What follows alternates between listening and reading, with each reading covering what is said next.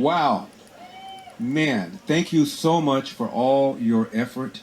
You know, without you knocking on doors, calling people, texting people, telling your friends, we could not bring this home. We're going to bring it home tomorrow. I've been asked all day, will you accept the results of the election? I said, you're asking the wrong question. I said, will Gavin Newsom accept the results of the election when he loses? I see Pastor Joe Pettick back there. Pastor, thank you for having me in your beautiful church in Huntington Beach. You know I'll be back as governor. It's been a long, sweet journey. I got into the race late, not because I was trying to be strategic. I just wasn't sure I wanted to do it. I looked at the candidates who were running. I looked at the way this man shut down this state while ignoring science, while having his own kids enjoying in-person private education. And this is a big deal. He shut down in-person education for government-educated kids, 80% of whom are black and brown. I always bring that up because people on the left, like Gavin Newsom, claim that they care about black and brown people, but denying them the right to have in-person education for a whole year. And they're already behind. We spend almost 15 grand per student per year on government education, and our test scores are near the bottom of all 50 states. Wow. Well, I think only about 15 or 16 states spend more than we do. Half of all third graders before the pandemic could not read at state levels of proficiency, and those levels aren't high. The math scores are even worse. What's the route to leave poverty? According to the Brookings Institution, which is a left-wing think tank, I quote left-wing people whenever I can, the first step is to at least finish high school. One presumably where you can read, write, and compute at grade level. I see you over there, Gina. Don't try and hide. Trying to be obscure. One where you can read, write, and compute at grade level. Now, black and brown parents living in their city want something. They want vouchers. They want the money to follow the child rather than the other way around. Polls show they want this. What's the number one obstacle towards choice in education? The teachers' union, not teachers, teachers' union. They are the most powerful union in the state. They're the biggest funder of my opponent, Gavin Newsom. And if you look at where teachers put their own school-age kids, it's astonishing.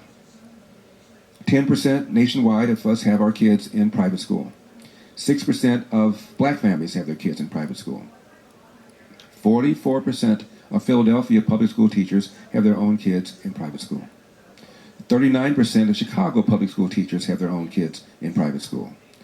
At the LA district where I am, if you are a public school teacher with a school-age kid, you're twice as likely or more to have your own kid in a private school compared to a family that does not have a public school teacher in it. I've said before, that's the equivalent of opening up a restaurant, putting up a big sign saying, come on in, eat the food. I sure as hell won't.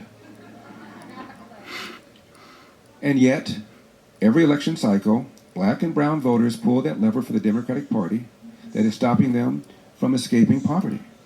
Now, what they're afraid of and why all this heavy lumber has come in, I'm talking about Obama cutting a commercial for him and Bernie Sanders cutting a commercial for him and Senator Warren cutting a commercial for him, is they're afraid I'm going to break this Jedi mind trick they've had over black and brown voters that cause them to continue voting for Democrats even though they're stopping choice in education, which is what you guys want. By the way, speaking of the people that have come in and cut commercials for Gavin Newsom, Barack Obama cut a commercial for him. Let me spend a little time on Mr. Obama. Barack Obama, when he was 10 years old or so, was living in Indonesia with his stepfather, who was an oil company executive, and his mom.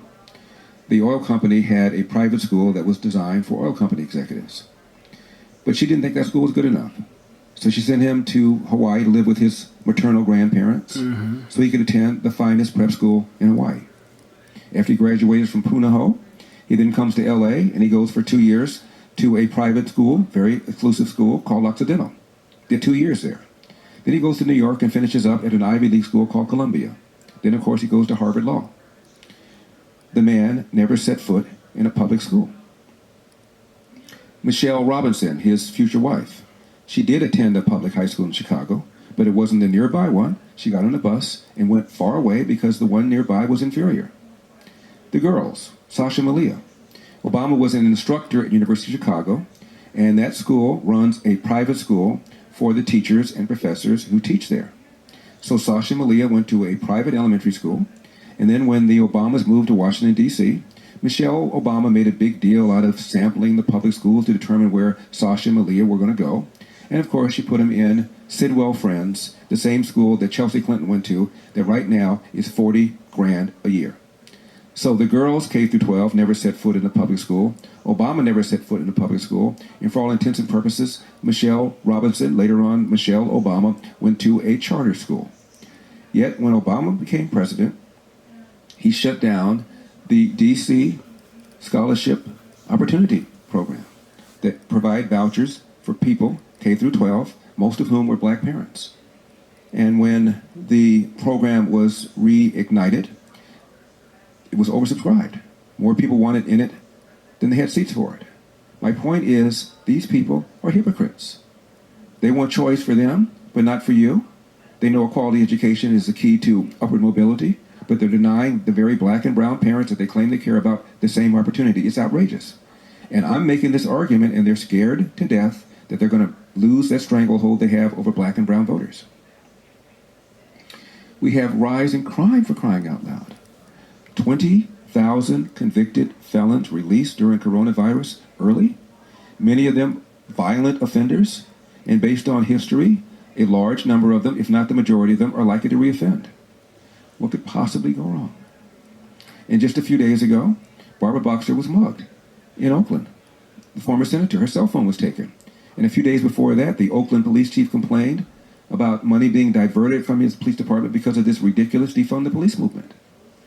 And according to the Associated Press, some 76,000 more prisoners are going to be eligible for early release over the next coming months and coming years.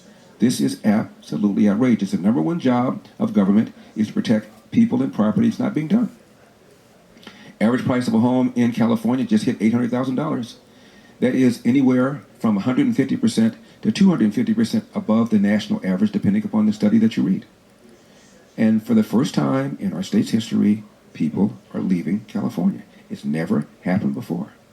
And when middle class and working class people leave California, they cite as their number one reason for leaving, they cannot afford the price of a home. According to Leo Hanian, who is an economist who teaches at UCLA, the average price of a home in California is literally 50% more than it would be but for laws like the California Environmental Quality Act that allows virtually somebody to file a lawsuit to stop any development project for any reason for an indefinite period of time, which jacks up the price of a home. The average price of a home literally costs 50% more than it would be but for laws like CEQA. By the way, businesses are leaving at a record rate. More businesses have left California in 2021 than have left all of last year.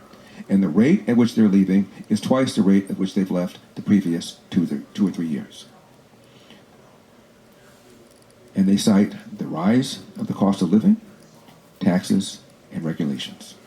There's a magazine called CEO Magazine. It's been around 17 years. And for 17 years, they've asked CEOs which is the worst state in which to do business, based upon taxes, based upon the power of the public sector unions, based upon whether or not the state has a pro-business or an anti-business attitude, based upon regulations. And for 17 consecutive years, California has been determined to be the worst state in which to do business.